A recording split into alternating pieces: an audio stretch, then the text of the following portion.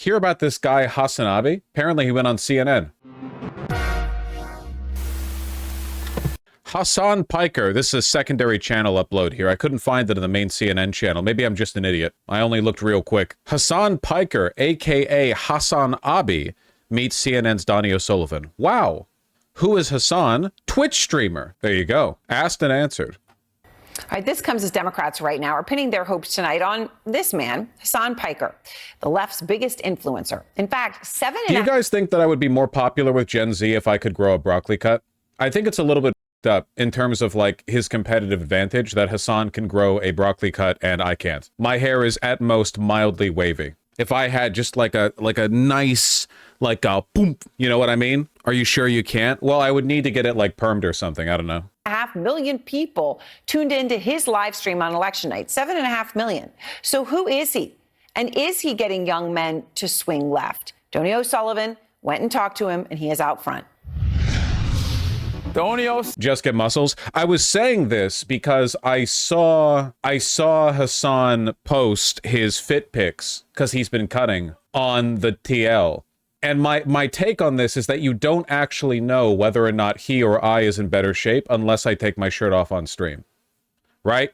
Like, unless I confirm it by taking my shirt off, we're actually in like an ambiguous state. I'm 2 inches shorter than him too, so like relatively speaking, I'd have an easier time packing on muscle, like proportional to my height. So you don't actually know. You have no idea. Sullivan. This is Hasan Piker. This is my dog Kaya. I thought you legitimately were gonna work out. I can do some weights. He's a social media superstar with almost 3 million followers on the video streaming platform Twitch. They're eating the pets. So this is that whole That's what I gotta do to get the numbers up. Talking about, huh? And he's part of a growing group of streamers and podcasters reaching young men online, a space Trump tapped into to reach young male voters. Punch in, then you won't be able to see that he's not doing any weights. But Hasan is not a Trump supporter. He's a progressive, a fan of... 1 second. I've been meaning to, oh man. Okay, this would trigger the out of me. Having my 2 monitors not lined up. Both of my monitors, and I know this is dumb, both of my monitors are lined up perfectly. Like there's a perfect 0.5 millimeter seam in between my 2 identical monitors running down the... I could not do that. It's actually really annoying because it means that I can't have the second monitor at the angle that I want it to be at. I've been thinking of like updating my setup a little bit, especially with my camera position, but like the monitor thing pisses me off. You run 2 or 3? I just have 2. I don't really have room for a third one. Supporter. He's a progressive, a fan of Bernie and AOC. The Democratic Party even invited him to the DNC in August. One thing we've been hearing for weeks now is that the left needs a Joe Rogan. Yeah. I don't think that the Democratic Party can podcast itself out of this issue. Joe Rogan, he endorsed Bernie Sanders in 2020. Maybe they should do an autopsy on why he left the party. Yeah, I've heard you say when it comes to stuff that guys like, you know, you seek that stuff out online. This copyright? This isn't like a regular CNN bit. It's more of like, oh well, it's on Outfront. I mean, I don't think it's copyright. We're being transformative here. We're talking about our own setup. We're talking about monitors. We're talking about monitor positions, you know? Good thing to ask 2 minutes in. I mean, it's pretty important considering the fact that like if you like genuinely in terms of independent media, whether it be Twitch streaming, YouTube, or podcasting, the Democrats have completely lost. Like completely.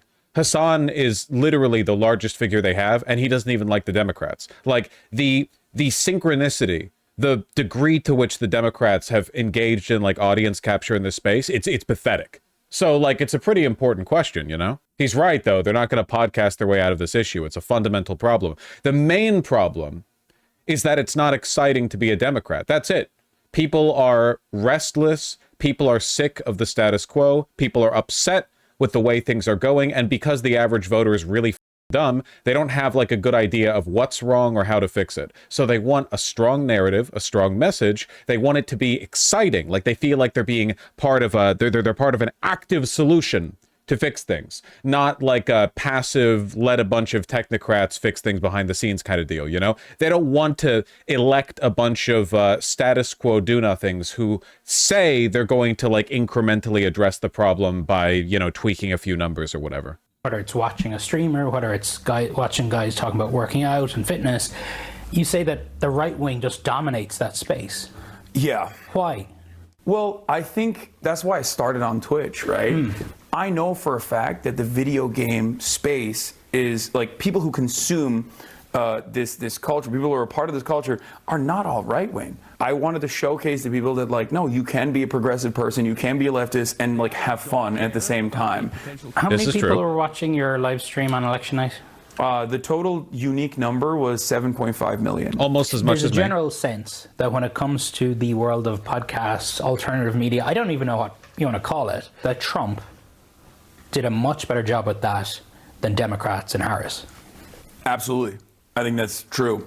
When I saw the Aiden Ross collab, I thought this doesn't have emotion. It was awkward, it was weird. But then I saw Trump on Theo Vaughn, and he started talking about cocaine.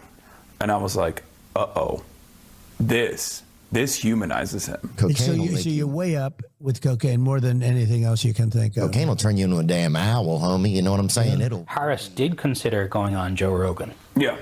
but she didn't. What is it that the Democrat Party has to do differently?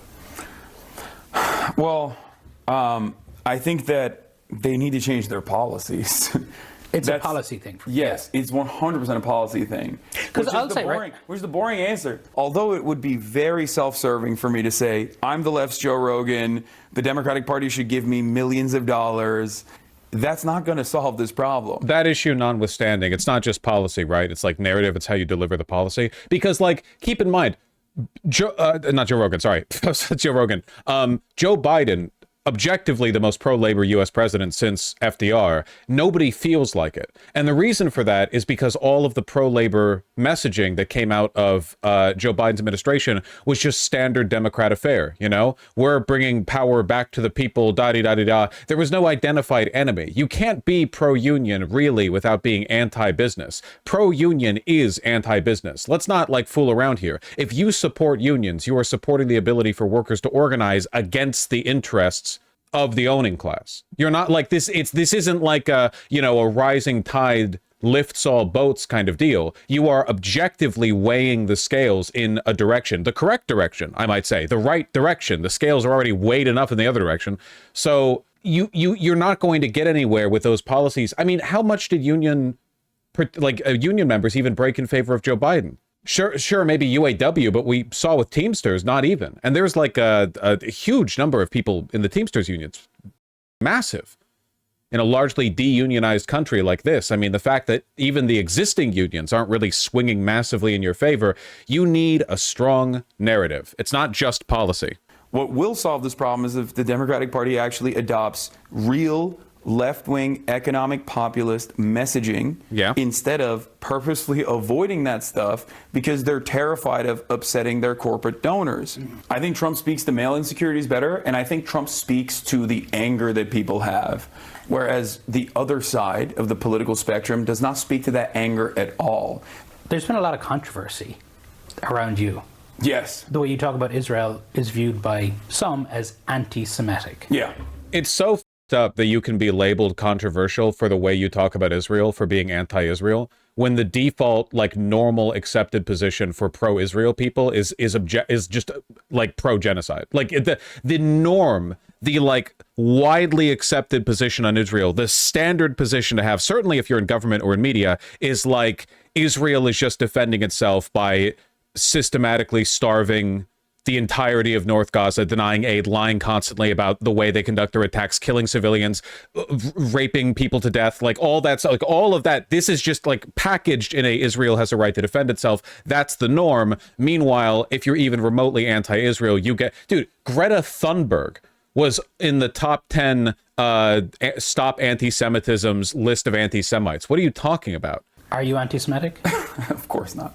Asked and answered. The real problem here is that I'm an anti-Zionist. The real problem here is that I'm extremely critical of Israel and all of the information that's readily available, especially on social media for so many people that don't necessarily rely on mainstream media any longer to get their information. And that's why you see this generational gap. Also, keep in mind that like the insane dishonesty of the pro-Israel media in the West directly contributes to the rise of anti-Semitism, because when people see they're being lied to about Israel, objectively being lied to, by the way, not in like a conspiratorial way, like factually Israel will do X or Y, and then Western media will either not talk about it or misrepresent it with a kind of like, you know, baby killed in after contact in officer involved shooting sort of way. They then go to the more conspiratorial sources for information, which are filled with anti-Semites, you know?